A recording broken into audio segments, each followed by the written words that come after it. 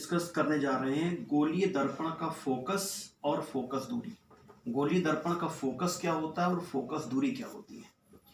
तो गोलीय दर्पण के फोकस की परिभाषा है कि किसी गोलीय दर्पण के मुख्य अक्ष के समांतर जाने वाली प्रकाश की किरण दर्पण से परावर्तन के पश्चात जिस बिंदु पर मिलती है या मिलती हुई प्रतीत होती है उसे गोलीय दर्पण का फोकस बिंदु कहते हैं।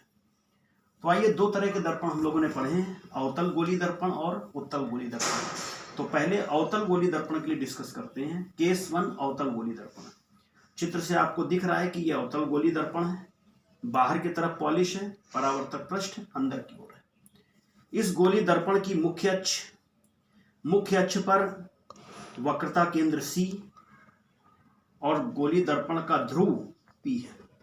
ये इसकी मुख्य अक्ष जो CP है वो मुख्य अक्ष के समांतर कोई प्रकाश की किरण आ रही है AB। मुख्य अक्ष के समांतर आने वाली प्रकाश की किरण AB जो पृष्ठ से बिंदु B पर टकराती है। पृष्ठ पर जब बिंदु B पर टकराती है तो B पर एक अभिलंब डालते हैं और जो अभिलंब डाला जाएगा वो C से होकर गुजरेगा। C से होकर के अभिलंब गुजरता है। अब ये आपतित किरण अभिलंब से थीटा कोण बना रही है।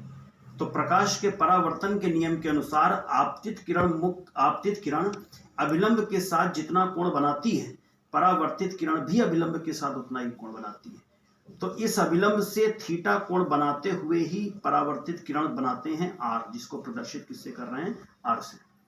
ये प्रकाश की किरण आकर के मुख्य अक्ष को जिस बिंदु पर काटती है उसे हम लोग फोकस कहते हैं। तो ये फोकस बन गया। तो गोलीय दर्पण, अवतल गोलीय दर्पण के मुख्य अक्ष के समांतर जाने वाली प्रकाश की किरण दर्पण से परावर्तन के पश्चात मुख्य अक्ष को बिंदु F पर काटती है। इस बिंदु F को हम लोग अवतल गोलीय दर्पण का फोकस कहते हैं। बिंदु F की P से दूरी फोकस दूरी कहलाती है। इसे स्मॉल f से प्रदर्शित करते हैं। बस।